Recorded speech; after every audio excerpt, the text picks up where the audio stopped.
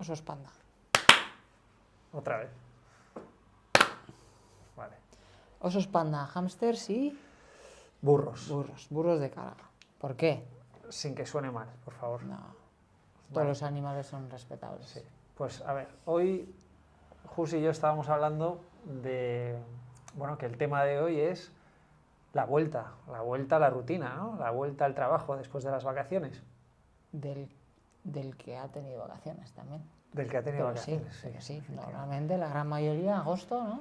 Sí. Pues tiene vacaciones, está terminando septiembre Eso es. y volvemos a la rutina, ¿no? Sí. Hasta Navidades por lo menos. Al tajo, que se dice, ¿no? Sí. Y entonces empiezan a salir noticias en los periódicos de qué sería lo mejor para no perder ese bienestar que hemos alcanzado en vacaciones, y casi la conclusión es volver a coger vacaciones, ¿no? Porque casi no hay salida, ¿no? Sí, la rutina nos atrapa, ¿no? Y en este nos atrapa volvemos al mundo emocional, porque realmente al final es parte del mundo emocional gestionar la realidad que tienes. El trabajo y la rutina, la vida, la conciliación familiar, las amistades y todo es gestión emocional. Son sistemas relacionales en los que nos tenemos que mover y tenemos que aprender a gestionarlo bien. Y dentro de esto, el trabajo y la rutina, ¿no? Así es, sí. Una rutina que también es verdad que como seres humanos nos viene bien. De hecho, muchas veces casi estamos deseando volver al trabajo para empezar con una rutina y volver al orden. Pero bueno, el tema que estábamos comentando es las condiciones en las que estamos ahora viviendo, ¿no? Cada uno dependerá un poco de las condiciones de su vida.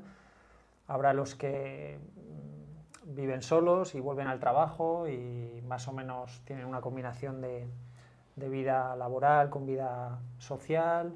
Hay otras personas que tienen su familia y cuando acaban el trabajo en casa, el trabajo en la oficina, vuelven a casa a seguir trabajando. Al trabajo del hogar. Efectivamente, hay que mantener el hogar, los hijos, las tareas del colegio, la cena, etcétera, ¿no?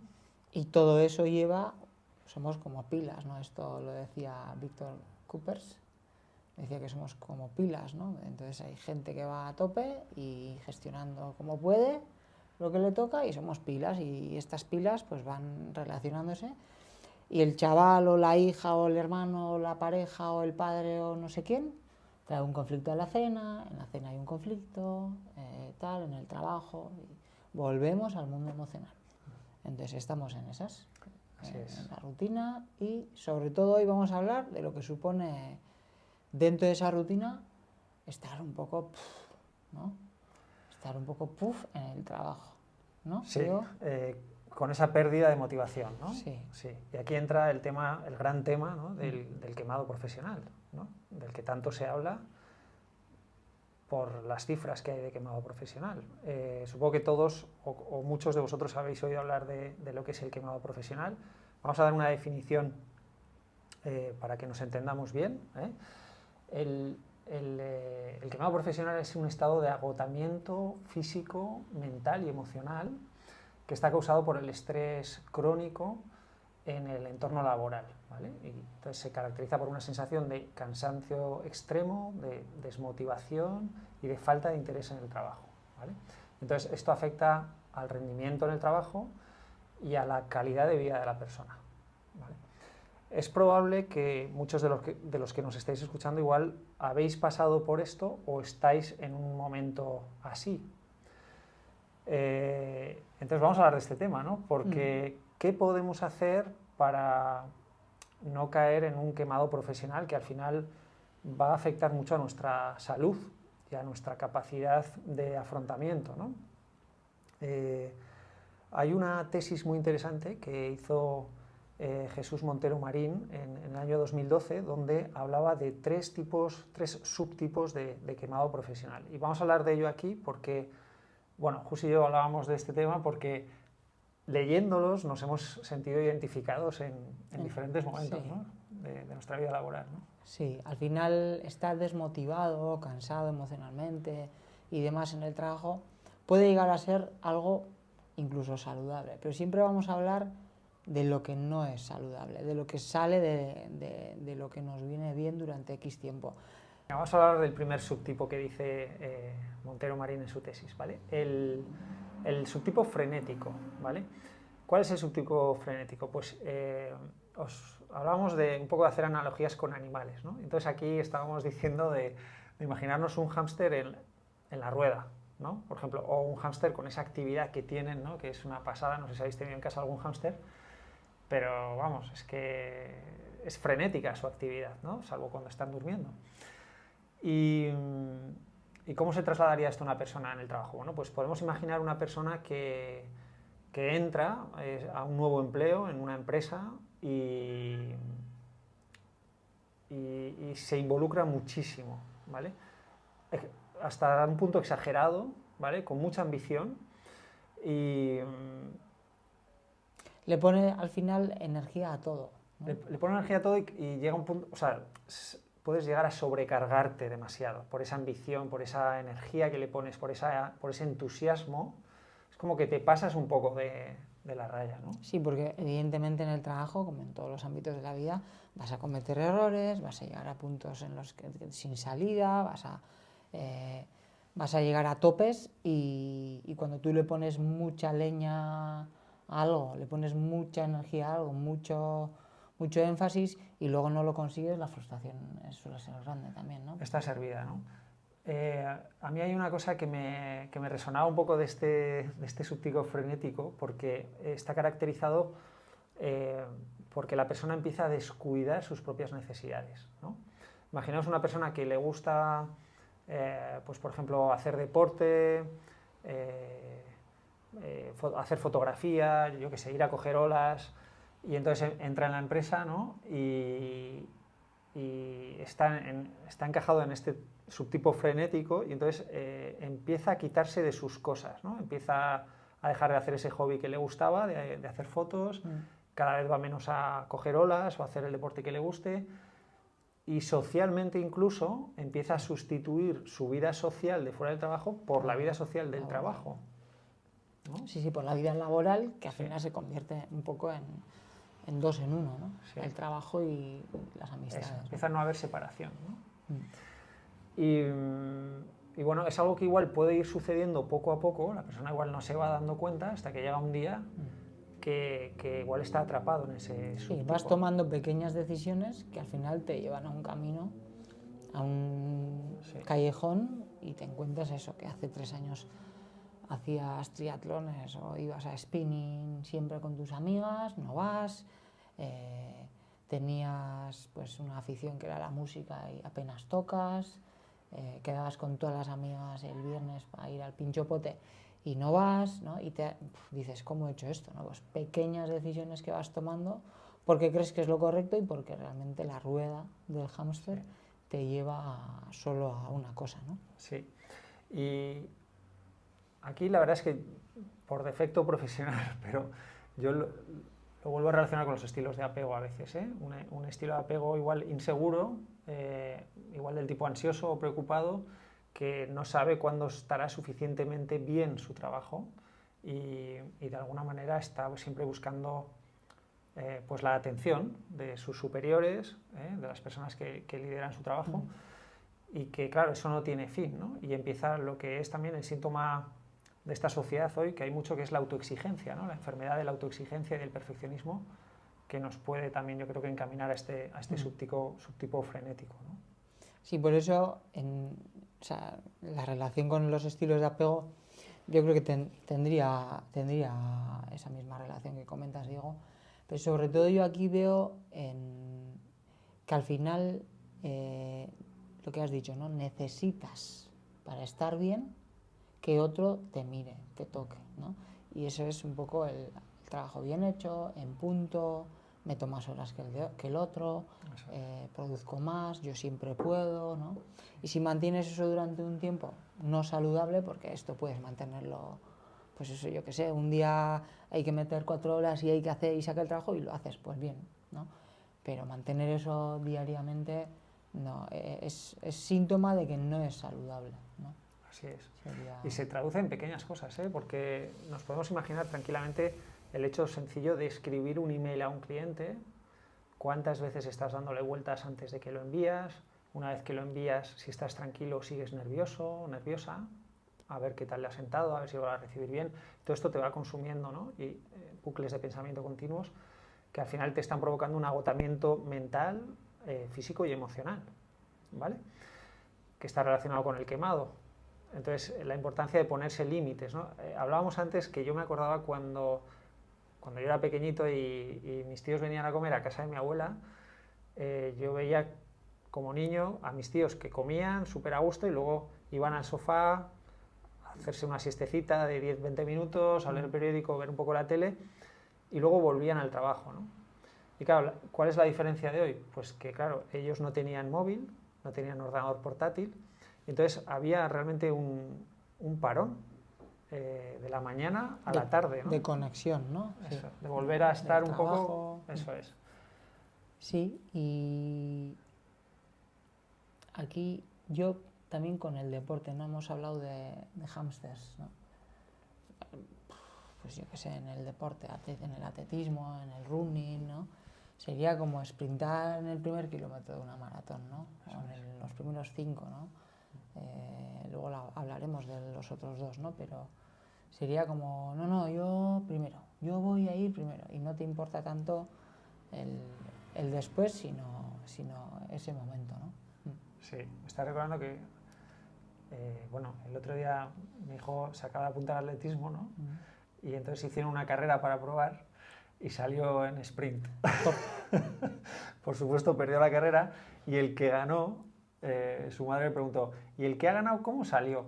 Y dijo, ese salió despacio, salió tranquilo, ¿no? Y su madre le decía, ese sabía, cariño, ese sabía, ¿no? Es como, sabes regularte, ¿no? Sí. Y si no sabes, pues puedes acabar, pues eso, quemado, ¿no? Podemos pasar al siguiente subtipo, sí. Que se llama el sin desafíos, ¿no? Donde aquí hemos puesto...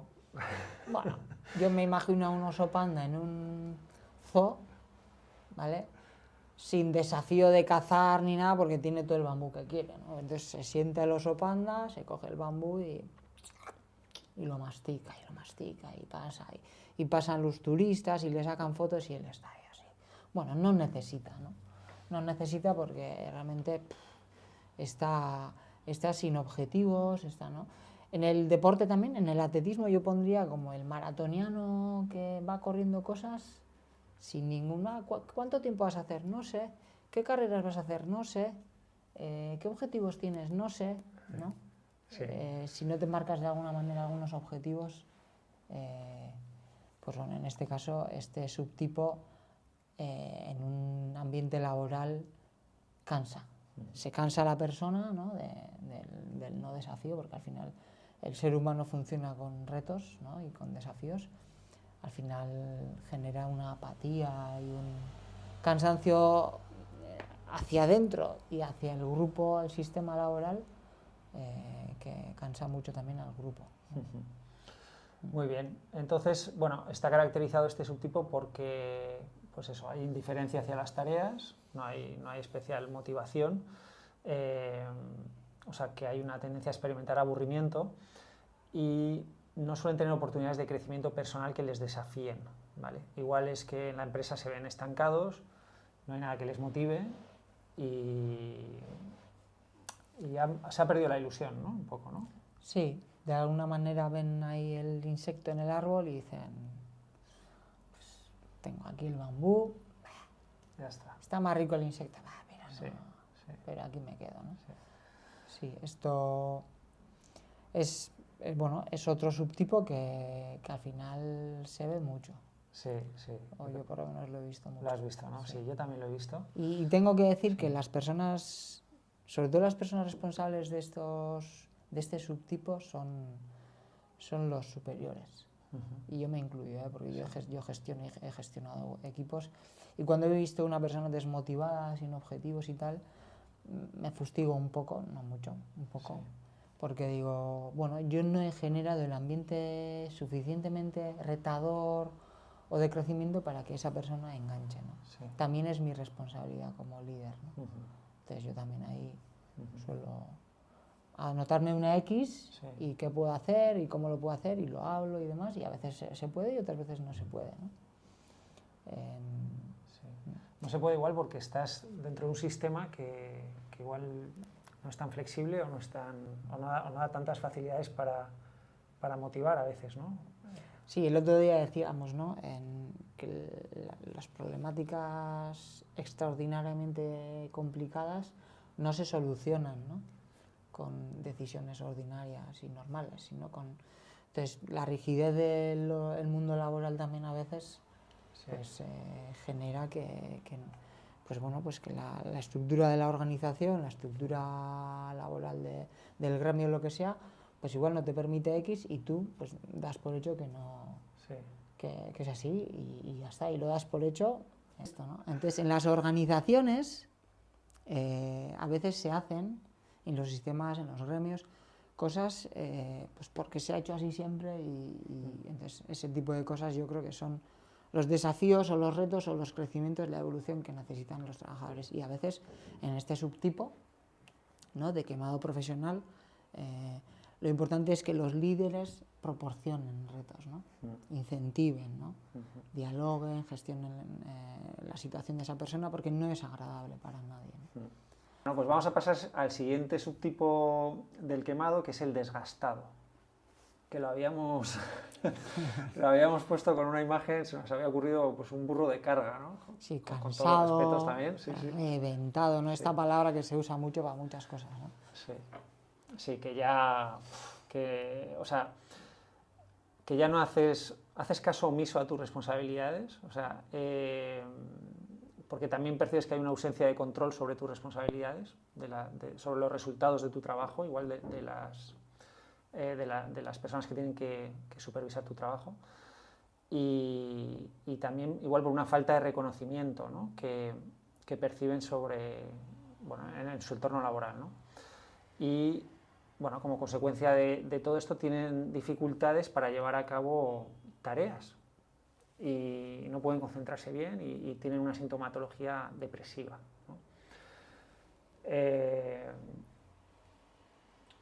Es complicado, ¿verdad? O sea, no sé si nos estáis leyendo, si estáis en un momento así, o si habéis pasado por momentos así, y realmente uno se puede sentir en una cárcel, ¿no? O sea, estás libre en teoría, has perseguido tus sueños, pero de repente te encuentras que no eres feliz. Sí, yo aquí metería también, tal y como hemos hablado del sprinter maratoniano, que en el kilómetro 2 la palma y le quedan 40. Sí. Hemos hablado también del que hace, pero sin motivación, ¿no? Y aquí yo metería a la persona que está reventada, que está tan entrenada, lleva tanto tiempo entrenando mucho, dándole mucha importancia a muchas cosas y recibiendo tantos palos, como el burro de carga, que lo que necesita es descansar, ¿no? Descansar, parar mental, físicamente. Y de este descanso yo iría también a qué necesita cada subtipo, ¿no? Hemos hablado del descanso en el tercero, pero vamos al primero, el hámster, ¿no? Sí. ¿Qué necesitaría el hámster? Bueno, yo creo que... a mí me viene ahora la técnica de la compasión, ¿no? Entendida como... no como el concepto que tenemos en nuestra sociedad judeocristiana, que es compasión, ¿no? La pena, ¿no? O la conmiseración o la lástima, sino el concepto anglosajón o de la psicología o también en el budismo, que es que eres capaz de percibir el sufrimiento, de darte cuenta, o sea, entiendes que estás mal y no lo niegas, porque hay mucha gente que está mal y de negarlo no son conscientes de que están mal durante meses hasta que de repente acaban en depresión. Y aquí sí, ¿no? Aquí entrenas, porque esto se entrena y se puede desarrollar estabilidad, la capacidad de darte cuenta del momento en el que no estás bien, ¿no? Y el indicador principal es el cuerpo, la tensión, el dolor en el cuerpo, ¿no? Y entonces la compasión, ¿cuál es el otro aspecto de la compasión? Bueno, te das cuenta de que estás mal y entonces hay un compromiso para tratar de aliviar ese sufrimiento, ¿no? Sabiendo que igual no puedes hacer que desaparezca, pero sí que puedes hacer algo para aliviarlo y acompañarte en el sufrimiento, ¿no? Sí, yo aquí hay una parte que yo, por ejemplo, cuando entro en un lugar nuevo en el que no me conocen y del que me van a exigir X, un trabajo nuevo, un ambiente nuevo. Siempre suelo decir, mira, que sepáis que yo perfecto no soy, voy a fallar, entonces os pido disculpas por los fallos del futuro. O sea, lo digo así de claro porque todo el mundo falla, yo he revisado mails 20 veces y lo he mandado mal. Sí. Entonces, y de esas me han venido y yo no soy perfecto y como yo entiendo que la gente en general no es perfecta. Entonces, aquí yo en el frenético, pues un poco de calma, ¿no? Compasión, que tengan menos juicio hacia sí mismos, que entiendan que todo es un proceso, ¿no? Y que se puede caminar un poco más lento sin tanta necesidad de hacer, de mostrar Sí. y demás, ¿no? Sí, pero es difícil, ¿verdad? O sea, Sí, es lo difícil. que estamos hablando, cuando estaba yo viendo el último vídeo que hicimos, me vino el tema de la conducta, ¿no? Que hablábamos de la conducta. Y es importante que sepamos que la conducta tiene unas variables que se han estudiado en el mundo de la psicología conductual, y hay una fórmula que es que la conducta es... esta fórmula se llegó a finales de los años 90, creo, o en la década de los 90, que, o sea, el resultado de cómo tú te comportas es una combinación de variables, donde está tu genética, que no va a influir más de un 20 o 30%, y aquí hablamos del temperamento, si queréis, o de la personalidad, si es más tranquila o más enérgica, por ejemplo. La otra está la fisiología, o sea, cómo están funcionando los órganos en tu cuerpo. Vamos a algo tan sencillo como si te duele la cabeza, si tienes dolor de estómago, por lo que sea, ¿vale? O si estás muy bien en tu cuerpo, si te sientes a gusto porque tu cuerpo está sano, porque haces deporte, eso va a influir en tu conducta. Luego está la historia de aprendizaje, que es lo que aprendemos a lo largo de toda nuestra vida, y también la formación que estamos recibiendo, pues, por ejemplo, la semana pasada, ¿no? Y por último, la situación. El contexto. El contexto, ¿no? El contexto, por ejemplo, que llegas a un sitio muy contento para ver a un montón de gente que quieres y de repente se planta una persona que por lo que sea tiene un mal día y la toma contigo y te suelta una bordería. Tu conducta va a cambiar. Tú venías contento, con ganas de compartir, y de repente igual, dependiendo de cómo estés tú también y cómo te afecte eso, ya no te vas a comportar igual, Sí. ¿no? Entonces, bueno... Que por cierto tiene sí, mucha relación con los estilos de apego. que tiene toda la relación con los estilos de apego, porque claro, tu historia de aprendizaje, que es esa variable que está ahí, que podemos trabajar sobre ella, si tú tienes una inseguridad integrada por tus vivencias, pues claro, no es lo mismo llegar a una empresa, trabajar en equipo, y vamos a poner aquí ya algo más gráfico, ¿no? Tú tienes que trabajar en un equipo y tienes un estilo de apego temeroso o ansioso, ¿no? Y esto genera unos sentimientos, hay unos sentimientos despertados sobre ¿estaré a la altura del grupo? ¿Quién es el primero que va a poner la zancadilla? ¿No? En contraste con que igual tienes un estilo de apego seguro, donde tienes una seguridad en ti, confías en las personas, en contraste con el otro que no confía en principio en las personas, dependiendo un poco del estilo. Entonces tú llegas al grupo y dices, bueno, qué bien, aquí somos un montón de personas que podemos aportar, vamos a ver qué resultado podemos alcanzar, ¿no? Pero claro, en una empresa, en una organización, en un grupo de 5 o 6 personas, cada uno viene con su estilo de apego, nadie tiene ni idea de los estilos de apego, y empiezan los conflictos, porque ¿qué ha hecho? ¿Por qué las dinámicas, eso es. Las dinámicas interpersonales. Y entonces está servido el caldito de los marujeos, ¿no? De la crítica, del juicio, del yo más, tú menos y el no sé qué. Yo aquí me gustaría hablar de los dos botones que existen en el ser humano, ¿no? Y para eso te voy a pedir que te pongas serio, ponte serio.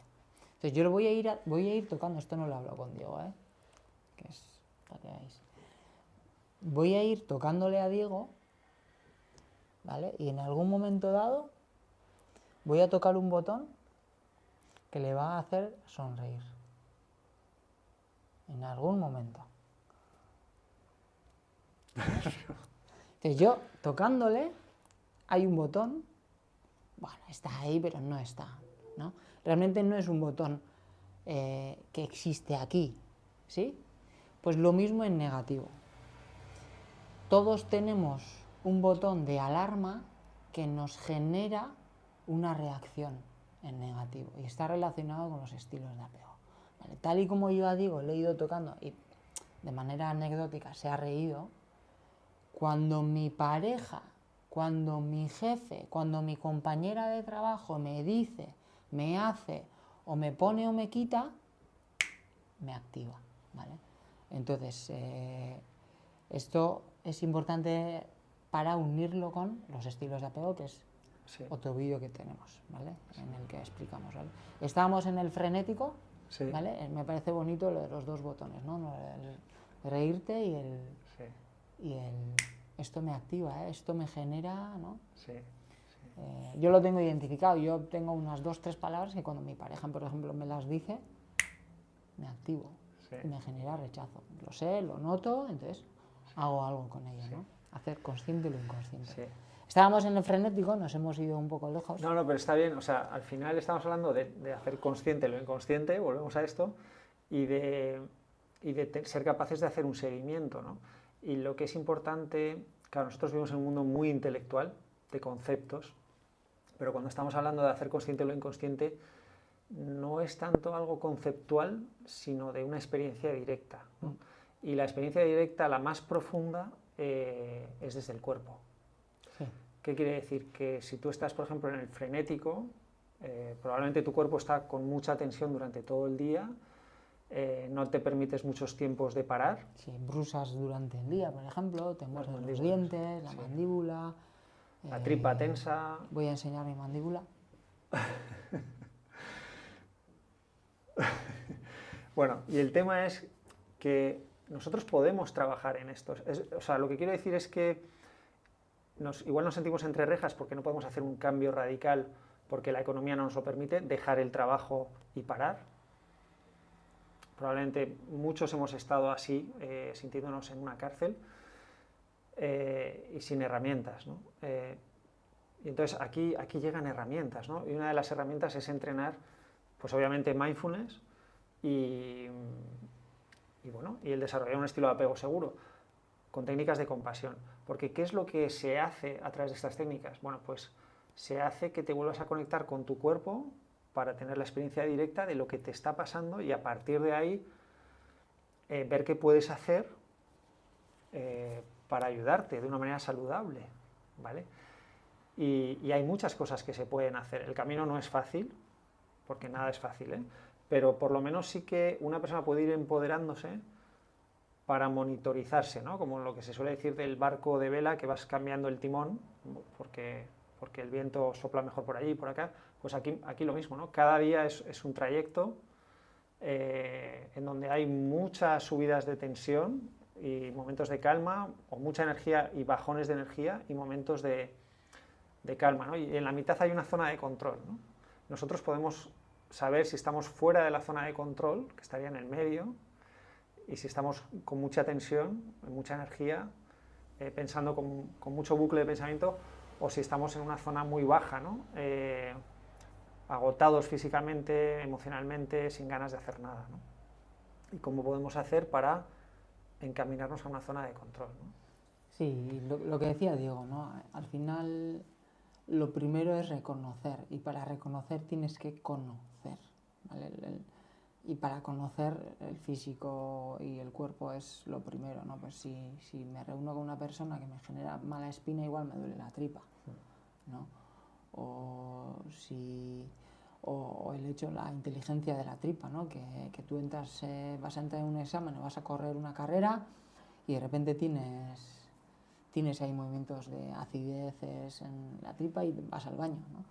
Entonces, bueno, escuchar al cuerpo para entender lo que te ocurre y luego, pues bueno, elegir. Porque si no sabes lo que te ocurre, no puedes elegir. No puedes elegir. Y puedes estar años dentro de esta dinámica. Sí. Entonces, en el hámster, en el frenético, calma. Aceptar que vas a fallar. Aceptar que el camino es largo, es un maratón. Aceptar, entender, practicar el error, que es bendito error, ¿no? Y luego también, pues, entender un poco de dónde te viene esa necesidad, ¿no? de querer, ¿no? Ir a 100% todo el rato, ¿no? Sí. Sí, ahora que has dicho esa necesidad, ¿no? Otra cosa que al final se trabaja en compasión es saber detectar qué es lo que estás necesitando en cada momento para poder responderte a esas necesidades. Y una vez que aprendes a responder a tus necesidades, es muy bueno porque puedes ayudar a otros a dar respuesta a sus necesidades. Y estamos hablando de necesidades que son muy básicas, no son necesidades complejas. Es la necesidad de reconocimiento o de atención, la necesidad de validación de emociones, o sea, de que lo que estás viviendo es real y en primera persona, en tu primera persona. Eso real. es, y no vamos a prohibir esa vivencia ni a juzgarla. Y la necesidad de sentir seguridad. ¿Vale? ¿Por qué son importantes estas tres necesidades? Bueno, la primera, la de atención y reconocimiento, es una expectativa básica con la que venimos al mundo y nos va a acompañar toda la vida. Y dependiendo un poco del reconocimiento, de la atención que hemos recibido en nuestros primeros años, nosotros nos vamos a sentir que somos merecedores de ser atendidos. Si no nos atienden, igual no nos va a preocupar tanto porque nos han atendido bien en la infancia, pero si no se ha hecho, que es algo que no es nada extraño, vamos buscando atención por todos lados, ¿no? Así están las redes sociales, ¿no? Sí, eso sería ser tocados, ser cuidados y ser vistos, ¿no? Sí. Cuando eres bebé o cuando eres... Sí. Como dicen en Avatar, en la película... Te veo. Te veo, ¿no? Que dicen te veo. Te veo, que es... En Avatar 3 lo dicen. Namaste, ¿no? Sí, que es te veo, te respeto, te acepto sin conocerte, ¿no? Sí. Un poco. Luego está la necesidad de validar las emociones. De validar las emociones, que todas las emociones son valiosas y necesarias, porque si no, no estarían ahí. ¿Vale? Y la necesidad de poder que se expresen, ¿no? Y vivirlas sin reprimirlas. Y por último, la necesidad de seguridad, porque se ha visto que si no tenemos seguridad es muy difícil procesar los mensajes. Es decir, que si tú vas a una persona de malas maneras, gritando y intentando que capte tu mensaje, esa persona es muy difícil que capte tu mensaje, porque físicamente se va a sentir en peligro. Entonces, ¿qué va a buscar? Va a buscar seguridad. Con acción y reacción. Sí, y tu mensaje está en segundo plano, o sea, el primer plano es sentir seguridad. Que es el miedo, el escapar, el agredir, la violencia. Sí, puede ser un insulto, un menosprecio y irme, pero bueno, es la reacción, ¿no? Entonces, bueno, nosotros sabiendo todo esto a veces podemos ayudar a sentir seguridad al de enfrente y otras veces no podremos, porque la sensación de inseguridad interna de esa persona, igual por el estilo de apego que tiene, pues nosotros no podemos ayudarle, ¿no? Está demasiado adentro esa sensación de inseguridad, ¿no? Pero si fuésemos líderes de equipos bien preparados en este sentido, bueno, pues podríamos ayudar a que nuestros equipos se sientan seguros, validados en sus miedos, en sus emociones y reconocidos. Ya veis de lo que estamos hablando, ¿no? Que justo está un poco en relación con los subtipos de quemado profesional. Sí, luego iríamos al oso panda. ¿Qué necesita el oso panda? Necesita retos, ¿no? Necesita incentivos para salir del bambú y de estar tumbado. Sí, sí. Y la responsabilidad ahí es de todo el mundo, de toda persona que está dentro de ese sistema relacional, en este caso es laboral, es del oso panda, ¿no? Y también de los líderes que están ahí, ¿no? De cómo incentivar, cómo ayudar, cómo motivar para salir de lo súper conocido que es la zona de confort, ¿no? Sí, la zona en la que tú estás ahí haciendo lo justo, lo mínimo, incluso menos, porque tienes suficiente, ¿no? Sí. Entonces ahí estaría el reto. El consejo aquí sería, yo creo que escucharse, porque creo que en ese estado, si te escuchas bien, bien no estás. O sea, no tienes el fuego. No tienes... El fuego con el que has venido a esta vida, ¿no? O sea, los días pasan y pasa una semana Sí. y la siguiente y dices, ¿qué? ¿no? Sí. Entonces, las sensaciones de que todos los lunes son los mismos, de que todos los viernes son los mismos, de que además no me motiva, ¿no?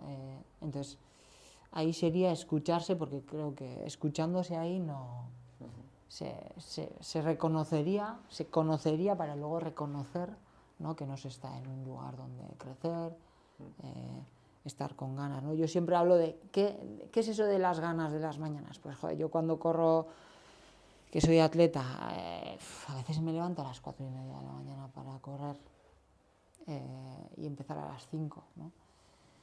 Y realmente si no tengo un reto no lo hago, es que lo tengo demostrado, ¿no? O si te toca un viaje a Nueva York, que no has viajado apenas en tu vida y te dicen, mañana vas a Nueva York, joder, no duermes y te despiertas con ganas. Y no duermes, pero ¿a qué hora hay que despertarse? A las 3 me despierto, ¿no? Pues no tanto, pero bueno, con los pequeños retitos para el oso panda, conociendo y reconociendo lo que le pasa, cómo está y demás, se puede vivir con más valor, energía, ¿no? Sería un poco en qué puedo desarrollarme, en qué puedo crecer, en qué puedo, ¿no? Arriesgarme incluso, ¿no? Sí, sí. Eso yo creo que sería como Sí, el sí, sí, consejo, me ha ¿no? gustado muy bien el consejo, sí, sí, me ha gustado mucho. Sí, me ha recordado, por ejemplo, si nos llevamos al tema de los colegios, ¿no? ¿No? Que también igual hay, no se habla del quemado del alumnado, ¿no? O del quemado del docente. Yo hablaba más del docente. Sí, Sí, que yo el creo alumno que también, pero engloba. sí, Sí. sí, Es verdad que la docencia arreglada, el profesorado no universitario está en una, yo diría que en una mega rutina, ¿no? Pues como el que está el operario de máquina que de 8 a 3 coge la pieza, la lija, la pinta, la mete, la saca, coge la pieza, la lija, la mete, la saca, coge la... ¿no? Un día y otro y otro. ¿Cuántos amigos tengo yo que con 32, 33, 34 han estudiado una carrera de psicología, de primaria o una pedagogía, lo que sea, y han cambiado de vida? Porque, hostia, yo no me veo aquí 40 años o 30 años, ¿no? Entonces esa motivación es importante. Es importante, sí. tenerla. También es verdad que hay una cosa que nos explicaban en la Universidad de Zaragoza, que el quemado profesional, por ejemplo, en las profesiones de ayuda social, ¿no? Pues gente que va a ayudar a drogadictos y tal, el quemado profesional es enorme porque igual entran jóvenes con 18 años, 19, con ganas de cambiar el mundo, ¿no? Un poco en el frenético.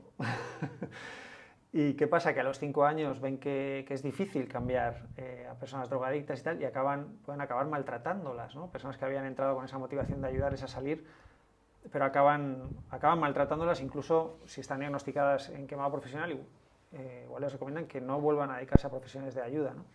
Y un poco, ¿qué ha pasado en ese camino? Pues que estas personas no han tenido la oportunidad de formarse en compasión, que es lo que te habilita para darte cuenta de si te estás quemando y empezar a tomar acción para ver cómo reducir ese sufrimiento, ¿no? Y no acabar quemado, ¿no? Sí, reconducir los retos, porque realmente si tú vas con una energía 100% y te chocas contra un muro, hoy lunes, mañana martes, miércoles, jueves, próxima semana, y así una semana, un mes, un año, al final dices, sí. Pero siempre hay opción de reformular los retos y los objetivos, ¿no? Sí. Esto es una cosa que pasa mucho en los centros de menores, que al final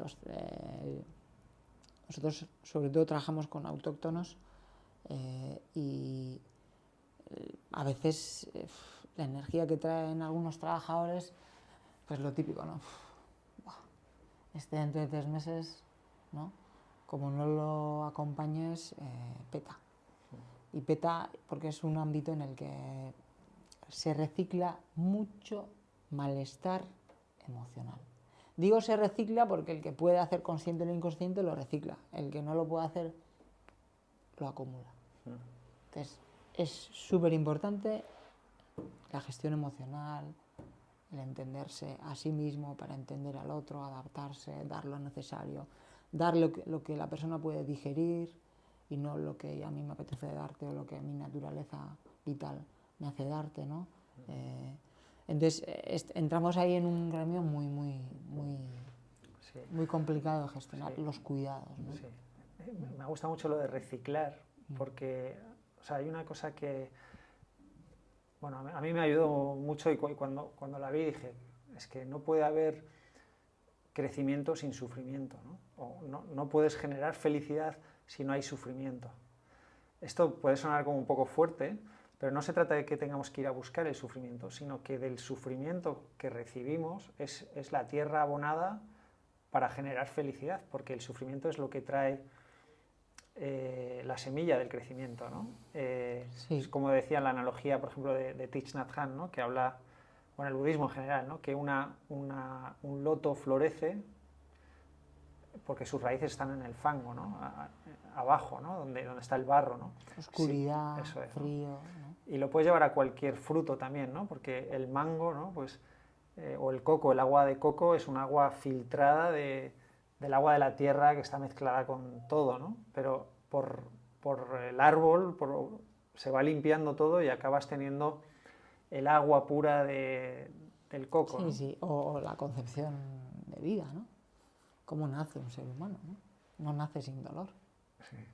O sea, sí, es importante entender pues, que no se va buscando ese dolor, esa incomodidad, ¿no? Pues está el estoicismo, estas cosas que yo soy bastante partidario de estas cosas, pero es verdad que igual no dolor, pero sí esfuerzo, ¿no? No sé quién dijo que los éxitos son un 50% de sudor y un 50% de sangre, no me acuerdo cómo era, ¿no? O sea, que ese esfuerzo, bueno, si esfuerzo, dolor, bueno, pues en esas estamos, ¿no?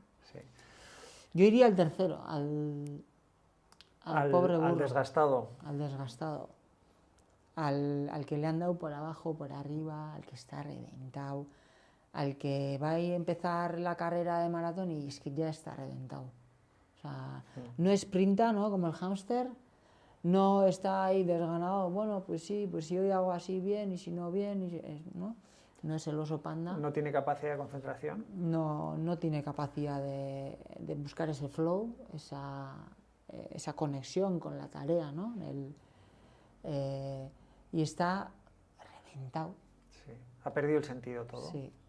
Entonces está ahí y dice, ¿para qué estoy aquí? Sí. Y igual que se siente hasta un inútil, ¿no? Sí. Entonces, ¿qué necesita esta persona? Igual os veis reflejados o no, o conocéis a alguien o no, ¿sí? ¿Qué necesita una persona así? Bueno, yo me imagino a un burro, ¿no? Cargado, sí. ¿no? Y que ese burro tiene la cara de un ser querido mío, ¿no? Y si yo veo a un ser querido mío,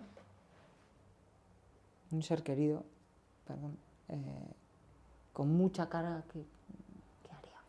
Bueno, de primeras yo creo que le trataría de liberarle. De quitarle, ¿no? Un poco de carga, ¿no? Sí. Y que descanse, ¿no? Un poco, ¿no? Sí. Y ya vale, ¿no? Y luego entrenarle, ¿no? O darle herramientas a través del conocimiento y de una práctica, ¿no? Para que entienda que lo que le ha pasado o lo que le está pasando, primero, es normal, no es que él sea así o tenga la culpa, porque no hemos hablado de la culpa, pero la culpa es un factor también científicamente que acompaña a todo el proceso de quemado profesional. Un sentimiento de culpa interno donde igual no expresado, porque igual te sientes aislado, porque igual sientes que solo te pasa a ti y que los demás no tienen este tipo de problemas, ¿no? Sí, que he hecho mal, ¿no? Sí. Que he hecho mal. Sí. Y me gusta mucho el conocer y el reconocer, ¿no? Entonces, conociendo un poco hasta qué punto puedo cargarme, o hasta qué punto no, hasta qué punto puedo dar, hasta qué punto no, puedo reconocer que tengo un problema, que la siguiente igual no puedo coger tanta carga, ¿sí? O tengo que cogerla de manera diferente, o no durante tanto tiempo, porque es verdad que a veces hay que cargar y a veces es lo que hay ¿no? Hay un refrán árabe que dice, hay un burro muy, muy cargado. Esto me lo contaba mi madre, me ha contado esta historia 100 veces, pero bueno, con mucho amor la recuento ahora, ¿no? Entonces es una cuesta súper larga, ¿no? Y hay un burro súper cargado. Ya sabéis que en Marruecos el burro es como el todoterreno, ¿no? Como aquí antaño. Entonces hay dos personas empujando y están cansados y hay un montón de carga en el burro y el burro va lento porque está cansado y le mira uno al otro y le dice, ¿qué hacemos aquí? Y le dice el otro, calla, tú empuja empuja que la cuesta en algún momento terminará, ¿no? Pero no ven el fin, ¿no? Es como, ¿hasta cuándo, no? ¿Hasta cuándo tiro, no? Sí. Con esto, ¿no? Que, claro, si no empujo, se cae. Claro. Y a ver, ¿no? Es peor la situación, ¿no? Claro, pero no puedo, pero entonces esa situación. ¿Qué necesitaría una persona que está reventada, muy cargada, con poca motivación, ¿no? Con poco flow, ¿no? Esta palabra que está muy como de moda, ¿no? Muy poco enganchados a la tarea o enfocados, ¿no? Descanso, descarga, ¿no? Ser arropada, sí, ¿no? Ser arropada por el equipo. Sí. Nosotros en los equipos, ¿no? Pues no, pues esta semana apenas intervengas, tranqui, ya lo hacemos el resto, ¿no? Sí. Es un poco también una cosa que no tiene por qué estar ahí en esa fase del burnout, pero... No, pero es verdad que en un mundo tan competitivo con el que estamos y en el ritmo tan frenético que tenemos, es como cuando me imagino la Quinta Avenida de Nueva York llena de gente caminando y uno se cae al suelo y lo único que hace la gente es mirar y seguir caminando, ¿no? Y eso sería un poco en la empresa, ¿no? Ves a uno que está quemado, pero tú tienes tus tareas y es que, claro, si te paras a ayudar piensas que vas a tener una carga de trabajo tan alta que, claro, la supervivencia es egoísta. Es así, ¿no? Y estamos como en un sistema así, ¿no? A mí me pasó, así también anécdota personal, que cuando yo tuve la gran suerte de poder saltar un poco del barco de este mundo de la empresa frenético, tuve la gran suerte que a los 2 días me pude enganchar en un curso que estaba deseando hacer y tal.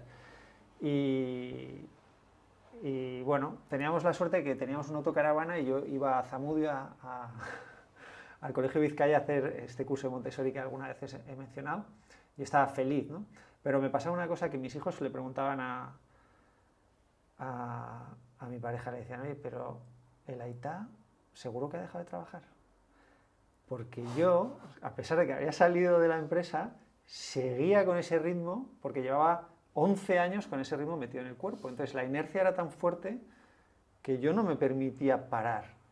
Y entonces iba al curso y seguía estudiando en el curso, iba a las clases, pero claro, para no ir y venir todos los días de San Sebastián a Zamudio, que es hora y pico de carretera y tenemos autocaravana, yo paraba a dormir en Zamudio, en el área de autocaravanas, donde había una zona de campo, donde de repente venía una garza, un gato que le veía cazando, a veces una vaca por ahí, pajaritos que tal, y yo comía ahí, a media mañana igual no tenía el curso, me sentía culpable porque pensaba que todo el mundo estaba trabajando en la oficina a tope y yo estaba ahí parado, y para mí eso era normal, ¿no?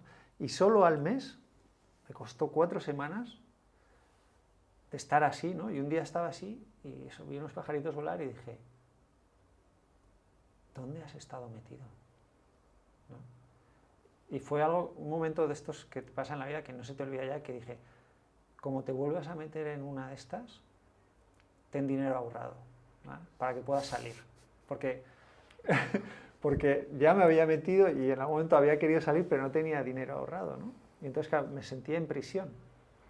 Y la única salida que veía era pegar un cambio radical en mi vida. Y eso no era posible, ¿no? Sí, y de aquí saltamos, hemos hablado de los 3, ¿no? Del hámster frenético, del que no tiene desafíos, que es el oso panda con el bambú en la boca, ¿no? Y del burro de carga o la mula de carga, que está reventado, desgastado. Y yo estoy seguro de que os sentís identificados, se sienten identificados en algún momento de su vida, porque yo también precisamente también he tenido un momento en el que en un trabajo dije, voy a estar 35 años haciendo esto. Y lo dejé todo. Y no es fácil. Y tengo que decir que no es fácil y que tener un colchón ahorrado de dinero ayuda, pero que reconocer sirve para reconocer y cambiar. Sí. Es un tema muy interesante este, ¿no? De trabajar en lo que te apasiona o dedicarte a hacer bien tu trabajo para estar feliz. Hay un libro que aquí menciono que es muy interesante de Cal Newport que se llama Hazlo tan bien que no puedan ignorarte, ¿no? Y hace una reflexión muy buena. Él es una persona, tiene un doctorado creo que en estudios informáticos, trabaja en Estados Unidos y tiene unos libros muy analíticos, muy interesantes, donde, bueno, pues analiza un poco, claro, hoy se habla mucho de dedícate a lo que te apasiona y tal, ¿no?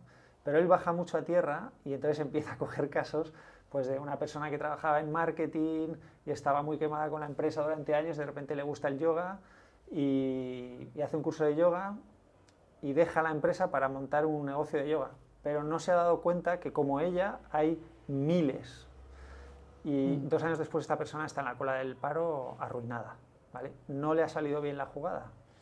Y entonces él habla de otra cosa que es, en vez del el trabajo por la pasión, habla de, no sé si estoy diciendo bien las palabras, pero del trabajo del artesano.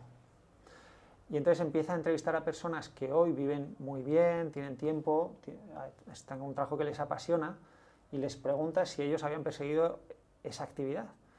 Y normalmente no. Normalmente son personas que la descubrieron poco a poco, a lo largo de una trayectoria profesional, donde fueron explorando y decidieron especializarse en algo que no que eligieron, sino con lo que casi toparon, ¿no? Y entonces se dedicaron a especializarse en hacer bien eso que les había tocado, ¿no? Y al final, pues de eso habían hecho su pasión, pero no habían encaminado su vida a su pasión, sino que habían hecho del trabajo que tenían su pasión. Y hay un ejemplo muy bueno que va un poco a colación de todo esto, que hablaba de un amigo que se había ido a un monasterio zen en Estados Unidos, con los árboles y tal, a encontrarse y tal, ¿no? Porque su cabeza era un tormento, etc., ¿no? Y entonces cuando va al monasterio, se entrena, está estudiando y tal, y un día está solo en el bosque meditando, llorando con lágrimas de cocodrilo porque se ha dado cuenta que no puede escapar de sí mismo, ¿no? Y este es un poco para hacernos pensar, ¿no? Esta persona más tarde, años más tarde, vuelve al mundo laboral y decide que lo que tiene que hacer es hacer bien lo que le toca hacer. Entonces, concentrarse no en no querer estar ahí, sino en hacer bien esa cosa que le toca hacer lo mejor posible. Y eso es estar en el presente, al final, ¿no? Con la mente en lo que te toca, ¿no? No es fácil. Obviamente, mira, esta persona recorrió un camino y se dio cuenta que el irse no era lo que le iba a dar la felicidad, sino en centrarse en lo que le tocaba hacer, ¿no? Sí, me estoy acordando de que no es fácil, has dicho, Diego, pero yo creo que todo el mundo tiene un elemento que... Traigo el libro de Ken Robinson que habla del elemento, ¿no? De que todas las personas tenemos potencialidades y sobre todo una o dos potencialidades que si descubrimos bien cómo venderlas en el sentido de monetizarlas o que sea nuestro trabajo, nos puede ir muy bien en la vida, ¿no? Y habla de actores y actrices que no estudiaron nada, de grandes empresarios que no estudiaron nada y que han cambiado el mundo. En su libro El elemento, muy recomendable. Y luego hablábamos de que la teoría y la práctica, ¿no? En el vídeo pasado, ¿no? De que hacer consciente lo inconsciente con la teoría o realmente haciendo, ¿no? También te das cuenta, ¿no? Y yo tengo una anécdota muy, muy bonita y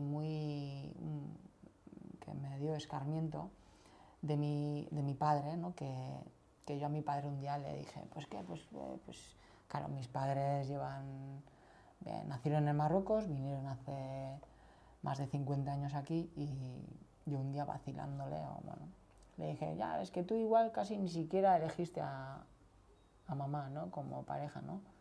Porque ni la amabas, ¿no? Cuando te casaste con ella, ¿no? Y me dio una gran lección, me dijo, no, yo a tu madre la conocía y nos gustábamos, pero yo la empecé a amar a medida que la fui conociendo, me dijo. Y me quedé así.